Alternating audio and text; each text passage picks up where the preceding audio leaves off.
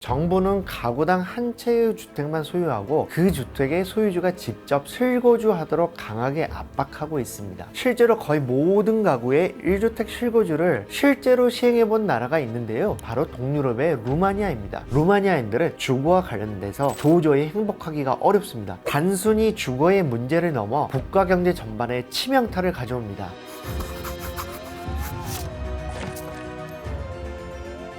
안녕하세요. 조선일보 손인석 기자입니다. 오늘 손인석의 머니워치에서는요, 이재명 정부의 부동산 정책이 초래할 수 있는 잠재적인 위험을 점검해 보려고 하는데요. 지금 정부가 강조하는 1주택 실거주 모델의 한계와 부작용을 심층적으로 분석해 보고자 합니다. 정부는 가구당 한 채의 주택만 소유하고 그 주택의 소유주가 직접 실거주하도록 강하게 압박하고 있습니다. 이렇게 가다 보면 이론적으로는 무주택자가 사라지고 다주택자도 존재하지 않아서 전 국민이 자가를 소유하는 세상이 올 수도 있습니다. 이건 표면적으로는 완벽한 유토피아처럼 비춰질 수 있습니다. 하지만 현실은 다릅니다. 실제로 거의 모든 가구의 1주택 실거주를 실제로 시행해 본 나라가 있는데요. 불행히도 이 나라는 주거를 둘러싼 천국을 맞이한 게 아니라 과다한 1주택 실거주로 인한 심각한 사회 문제로 몸살을 앓고 있습니다. 이 나라는 바로 동유럽의 루마니아입니다. 1주택 실거주를 거의 완전히 달성한 루마니아에서 주택시장의 왜곡이 어떻게 발생하고 국민들은 어떤 고통을 겪고 있는지를 살펴보겠습니다. 그리고 이런 현상이 대한민국 부동산 시장에 어떤 시사점을 던지는지 분석해 보도록 하겠습니다. 루마니아의 독특한 주택 소유 구조는 동유럽의 체제 전환기와 긴밀하게 맞물려 있습니다. 1980년대 차우세스크 공산주의 독재 정권 시절에는 국가가 전체 아파트의 약 70%를 직접 소유했습니다. 공산 정권이 국민들에게 공공임대주택을 제공하는 분배 체계를 가동했던 것입니다. 그런데 1989년 차우세스크 공산 정권이 붕괴한 직후 큰 변화가 일어났습니다. 첫 민주화 정부로 들어선 일리에스쿠 행정부는 대대적인 주택 사유화를 추진했습니다. 기존 공공주택 세입자들에게 살고 있는 집을 파격적인 헐값에 매각하기 시작했습니다. 당시 약 10여 년에 걸쳐서 매각된 주택이 무려 220만 채에 달했으며 이를 통해 수많은 세입자가 하루아침에 집주인이 됐습니다. 특히 1990년대 루마니아 경제는 연간 100%를 초과하는 극심한 초인플레이션을 겪었음에도 불구하고 정부가 주택 매각 대금을 인플레이션 반영 없이 최대 15년 동안 장기 분할 납부할 수 있도록 했습니다. 그래서 실질적으로는 거의 무상에 가까운 파격적인 가격으로 집의 소유권이 이전됐습니다. 그 결과 2024년 EU 통계기구 유로스타트 조사 기준으로는 루마니아의 자가 보유 비율은 94.3%에 도달하게 됐습니다. EU 회원국 중 1위이자 세계 최고 수준의 수치입니다. 이렇게 싼값의 공공주택을 민간에 넘겼던 것은 이유가 있습니다. 공산주의를 막 청산한 1990년대 초반 당시 루마니아 정부와 지자체들은 재정난이 심각했습니다. 엄청나게 많은 공공주택을 유지하고 보수할 만한 돈이 없었던 것입니다. 그래서 이런 관리의 의무를 민간에 떠넘겨서 재정 부담을 덜고자 했습니다. 그리고 공산 정권이 무너지고 새로운 세상이 왔다는 변화를 체감하게 만들어줘야 될 필요가 있었습니다. 살고 있던 집을 소유함으로써 체제 변화를 실감할 수 있게 해주려고 했습니다. 이렇게 해서 체제 변화에 따른 불안감을 잠재우고 새로운 정부에 대한 지지를 이끌어내려고 했던 것입니다. 또한 오랫동안 공산체제에서 살아온 국민들에게 집을 소유함으로써 자본주의 마인드를 심어줄 필요도 있었습니다. 루마니아가 가장 극단적으로 국민들의 자가 보유율을 높인 나라고요. 이외에도 동유럽 국가들은 1990년대에 루마니아와 비슷한 이유로 대대적으로 공공주택을 민간에 싸게 매각했습니다. 헝가리, 크로아티아, 슬로바키아가 루마니아보다는 소폭 낮아도 역시 자가 보유율이 90%를 넘나듭니다. 통계상의 자가 보유율이 100%에 육박한다고 해서 일상에서 주거를 질적으로 향상시키지 못한다는 것이 루마니아 사례를 통해 고스란히 증명됩니다. 루마니아인들은 주거와 관련돼서 도저히 행복하기가 어렵습니다. 가장 직접적인 부작용은 새 집을 짓는 건설 시장이 사실상 붕괴됐다는 것입니다. 국민들의 소득 수준이 여전히 낮은 상황에서 이미 거의 모든 가구가 집을 소유하고 있다 보니까 건설사들이 신규 분양을 할 여지가 별로 없습니다. 살 사람이 없는 건데요. 그렇다 보니까 새로운 집의 공급이 잘 이루어지지 않아서 주택시장의 정체 현상이 심각해졌습니다. 대다수 루마니아인들은 여전히 공산주의 정권 시절에 지어진 극도로 노후화된 콘크리트 아파트에서 벗어나지 못하는 거주 환경에 갇혀 있습니다. 이후에 2024년 주거조건 조사에 따르면 루마니아의 주택 가밀률은 EU 평균치의 2.4배에 달했습니다. 주택 가밀률은 가구 구성원 대비 방의 개수가 부족한 상태에서 살아가는 국민의 비율을 말하는데요.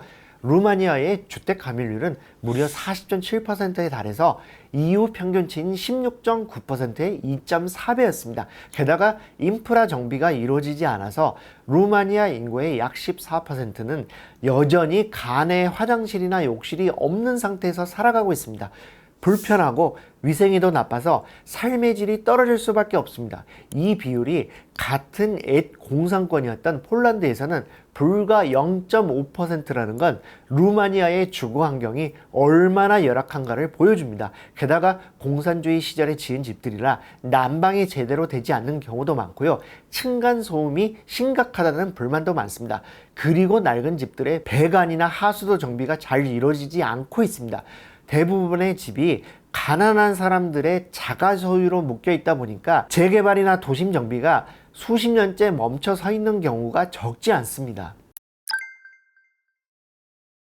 전국의 가구가 자가 보유 1주택 실거주자로 획일화되어 있다 보니 주택시장의 중요한 축인 민간 임대시장이 사실상 자취를 감추는 전대미문의 사태가 초래됐습니다. 세입자들에게 임대용 주택을 공급해 줄 수 있는 민간의 다주택자가 극소수로 축소됐기 때문에 월세용 민간 임대주택이 고갈된 것입니다. 공식 통계에 따르면 루마니아에서 민간 임대시장에서 적법한 계약을 맺고 다른 사람이 소유한 주택에 세입자로 거주하는 국민은 전체 인구의 단 1.3%에 불과합니다. 전체 국민의 3에서 4% 정도는 공공임대주택에 거주하지만 물량이 워낙 적습니다. 수도 부쿠레슈트에는 공공임대주택 대기 신청이 1만 건 넘게 쌓여 있지만 실제로 공급 가능한 물량은 극히 미미합니다. 그래서 도심에 살아야 할 필요가 있는 사람들은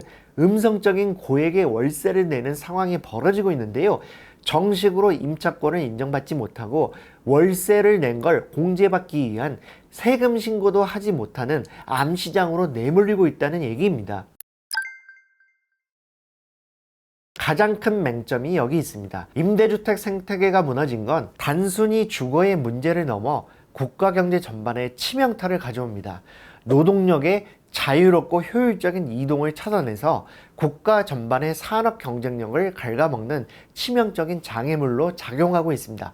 어려운 얘기가 아닙니다. 거의 모두가 자가에 거주하고 있기 때문에 다른 지역에 일자리가 생겨도 거주할 공간을 찾기가 어려워서 취업과 이사를 포기해야 되는 경우가 생긴다는 겁니다. 예를 들어서요, 모두 자가에 산다면요, 부산에 사는 사람이 서울로 이사를 가려고 할 때 거의 같은 시기에 서울에서 부산으로 누군가가 이사와서 서로 집을 맞바꾸지 않는 한 이사가 어렵습니다.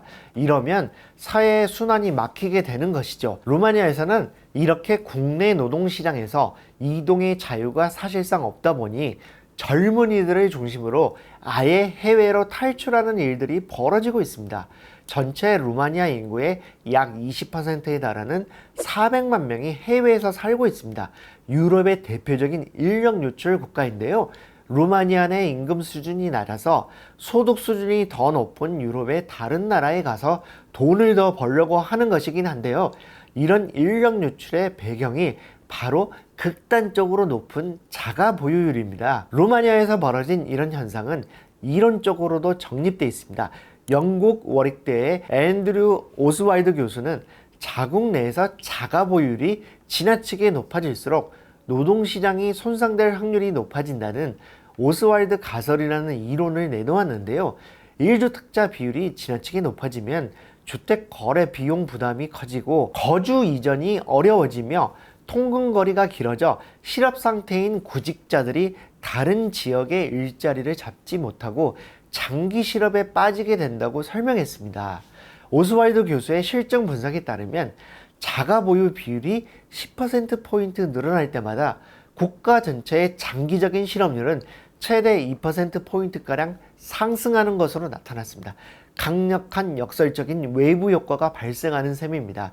이재명 정부의 주택 정책을 지지하거나 막연히 모두가 1주택을 실거주하면 좋은 것 아니냐는 생각을 가진 사람들은 싱가포르의 예를 들면서 반론을 펼치는데요. 저는 이게 합리적이지 않은 반론이라고 생각합니다. 왜냐하면 싱가포르는 도시국가라서 직장을 옮기더라도 이사갈 필요 없이 전철이나 버스로 거의 모든 것이 출퇴근이 가능한 곳입니다. 즉 워낙 작은 곳이라 오스왈드 가설이 발생하지 않는 특수한 환경이라는 얘기입니다. 그리고 싱가포르는 엄밀히 말해 1주택 소유라기보다는 국민의 80% 이상이 정부가 제공하는 99년 만기의 장기 리스 주택에 살고 있습니다. 그래서 루마니아를 비롯한 동유럽 국가와 사정이 많이 다릅니다. 아닙니다.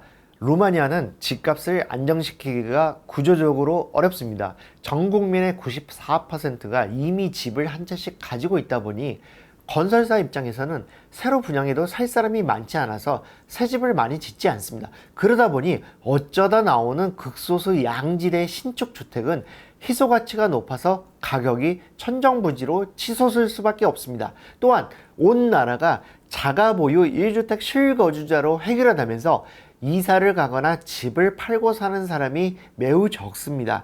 그 결과 시장에 유통되는 매물 자체가 씨가 마르다 보니 도심지에 입지 좋은 주택은 부르는 게 값인 상황이 됩니다. 사고 싶어도 살 수 있는 매물이 없어서 자산으로서 주택의 가치가 왜곡되기 쉽습니다. 즉 1주택 실거주자가 너무 많으면 임대시장을 마비시키는 것은 물론이고 매매시장에서도 집값을 안정시키지 못한다는 이야기입니다. 루마니아에서 자가 보유율 94%라는 비정상적인 구조는 청년 가구의 주거 자립을 근본적으로 차단할 위험이 있습니다. 왜냐하면 사회생활을 시작하는 젊은 세대가 도심지나 직장 근처에 가까이 독립해서 살고 싶어도 임대용 주택을 구하기가 어렵다 보니 부모로부터 독립이 어렵습니다. 어쩔 수 없이 부모의 낡고 비좁은 집에 얹혀 살아야 하는 강제적인 학가가 일상이 됐습니다. 부모 세대와 장성한 자녀가 좁은 아파트 한 채에서 부대끼고 살아가고 있기 때문에 전반적으로 국민들의 삶의 질이 훼손되고 있습니다. 또한 자산과 계급 격차가 영구적으로 고착화되는 현상이 나타납니다. 신축 주택의 활발한 공급이 없고 주택 거래도 별로 없다 보니 오랫동안 살던 집을 대대로 물려주는 현상이 두드러집니다. 그렇다 보니 사는 동네에 따라서 경제적 계급이 정해지고 이걸 허물지 못해서 사회적 계급이 바뀌지 않는 문제가 발생하고 있습니다. 유럽에서도 경제적으로 비교적 풍족한 나라들 중에서는 의외로 유주택자 비율이 높지 않은 경우가 있습니다. 독일과 스위스가 대표적입니다. 전국의 모든 가정 가운데 자가를 보유한 비율이 독일은 47%고요. 스위스는 42%인데요. 두 나라 모두 집을 가진 가구가 절반이 안 됩니다. 나머지는 민간이든 공공이든 임대주택에 새들어 살고 있는데요. 그만큼 풍부하게 시장에 임대용 주택이 나와 있기 때문에 이사 가기도 쉽고 사회가 지나치게 정체되지 않게 해줍니다. 독일과 스위스가 루마니아보다 뒤떨어지는 나라이기 때문에 자가 보유율이 낮은 건 아닐 겁니다. 물론 스위스와 독일은 집값이 비싸기 때문에 세입자로 살아가는 경우가 많긴 한데요. 사실 주거 문제를 어떤 나라도 완벽하게 해결하지 못하고 있다는 걸 알아야 합니다. 모두가 살고 싶어하는 동네에 양질의 집을 모두가 싸게 구입할 수 있는 나라는 세상에 없습니다. 우리가 주목할 부분은 그래도 독일이나 스위스는 인위적으로 주택을 모두가 소유하게 하는 방식으로 시장에 강제로 개입한 루마니아식 부작용은 없다는 것입니다. 독일이나 스위스는 주택 소유가 선이고 월세로 거주하는 건 악이라는 이분법적 도덕관을 배제합니다. 다주택자나 기업형 주택 임대 공급자에 대해서 여러 가지 혜택을 줘서 세입자들이 살 수 있는 집의 공급을 자연스럽게 민간에서 늘리도록 유도합니다. 특히 독일에서는 개인이 임대용 주택을 사서 10년 이상 세를 주다가 팔면 매매 차익이 아무리 커도 양도소득세를 한 푼도 내지 않아도 됩니다. 다주택자가 집을 단기로 투기하지 않고 장기간 안정적으로 임대하도록 만드는 강력한 유인책입니다. 정부 대신 민간에서 집을 제공할 수 있도록 제도적으로 설계한 것입니다. 루마니아와 다르게 국민들이 주거지를 유연하게 바꾸고 이동할 수 있는 환경이 만들어져 있다고 볼 수 있습니다. 이재명 정부의 부동산 제재의 핵심은 다주택자가 되는 것을 가로막고 1주택자도 실거주하지 않으면 잠재적인 투기권으로 간주하는 것입니다. 그래서 유주택 가구가 딱 한 채씩만 소유하도록 하고 그뿐 아니라 가급적 실거주하라고 압박하는 구조를 취하고 있습니다. 가장 상징적인 제재는 지난 5월 10일 다주택자의 양도소득세 중과를 부활시킨 것입니다. 지난 4년간 한시적으로 제공되던 양도세 중과 유예 조치를 예정대로 전면 종료하고 조정 대상 지역 내 2주택자에게는 기본 세율의 20%포인트, 3주택 이상자에게는 30%포인트를 추가로 양도세를 가산합니다. 여기에 지방소득세까지 더해지면 다주택자에게 부과되는 최고 실효세율은 무려 82.5%에 달해서 징벌적인 수익까지 도달하게 됩니다. 이와 함께 정부는 주택 소유주가 실제로 거주하지 않고 전월세를 놓고 다른 곳에서 전월세를 사는 비거주 1주택자에 대해 압박 수위를 높이고 있습니다. 이재명 대통령은 세제와 금융규제 정상화를 통한 부동산 투기 제로 구현은 얼마든지 가능하며 반드시 해야 한다고 했는데요. 이에 따라서 정부는 비거주 1주택자에 대한 추가 대출 규제를 검토하고 있습니다. 구체적으로 세입자의 보증금을 끼고 집을 사는 갭 투자를 못하게 하기 위해 비거주 1주택자의 전세대출 보증을 제한하는 금융 규제를 논의하고 있습니다. 동시에 서울 및 주요 수도권 요지에 설정된 토지거래 허가구역에서는 집을 매수할 때 최소 2년의 실거주 의무를 부과하고 있어서요, 외지인의 투자 목적 매입을 어렵게 하고 있습니다. 우리 정부가 1주택 실거주를 강조하는 건 의도적으로 루마니아식 주택 정책을 따라가려고 하는 것은 분명히 아닐 것입니다. 투기 수요를 억제하려는 목적이 클 것으로 생각합니다. 하지만 정책이란 건 선한 의도가 있다고 해서 반드시 좋은 결말을 가져오는 건 아닙니다. 우리 정부가 다주택자를 줄이려고 압박하고 1주택자도 모두 자기 집에서 실거주하라고 푸시하는 건 의도하지 않았더라도 결과적으로는 조금씩 루마니아형 주택시장에 가깝게 만들 위험이 있습니다. 그러면 당장 루마니아처럼 되지 않더라도 루마니아식 주택시장이 야기한 시장 왜곡에 따른 갖가지 부작용이 나타날 가능성을 키울 수 있습니다. 우리나라에서는 전월세형 주택의 90%를 다주택자 또는 자기 집에서 살지 않는 1주택자들이 제공하고 있습니다. 이게 중요합니다. 그래서 이 사람들에게 주택을 여러 채 소유하지 말라고 하거나 반드시 소유한 집에서만 거주하라고 압박하는 건 결과적으로 전월세형 주택 공급을 줄이는 결과를 가져올 수밖에 없습니다. 이런 이유로 올해 수도권을 중심으로 공급 부족으로 인해서 전월세 가격이 크게 뛰고 있고요. 이게 아파트의 매매 가격도 밀어올리고 있습니다. 원체 전셋집이 부족해서 비싸니까 차라리 집을 사는 게 낫겠다는 판단을 하는 사람들이 적지 않기 때문입니다. 정부가 주거평등이라는 실현하기 어려운 목표를 달성하기 위해 다분히 감정적인 정책을 가동하고 있기 때문에 부작용이 커지고 있다고 생각합니다.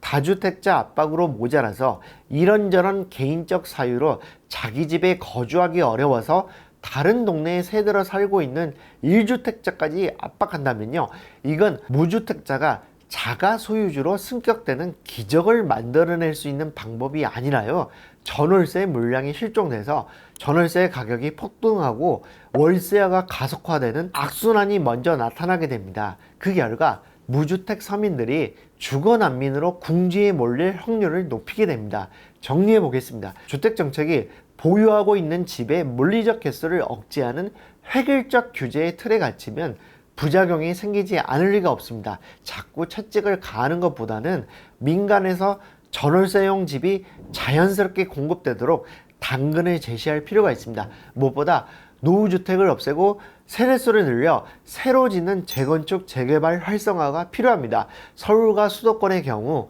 재건축 재개발 이외에 공급을 늘릴 만한 뾰족한 방법을 찾기 어렵습니다. 루마니아 사례는 주택 수급을 시장에 맡기지 않고 정부가 특정한 방향으로 끌고 갔을 때 생길 수 있는 부작용을 여실히 보여줍니다. 그리고 한번 시장이 망가지면 회복이 어려워서 계속 주거지옥으로 머물러 있다는 것도 보여줍니다. 정부가 충분히 주택을 공급하기 어려울 때 정부 대신 집을 많이 공급해주는 주체를 핍박하면 그 피해는 곧바로 무주택 서민에게 집중되게 마련입니다. 이상으로 오늘 손윤석의 머니워치를 마치겠습니다. 감사합니다.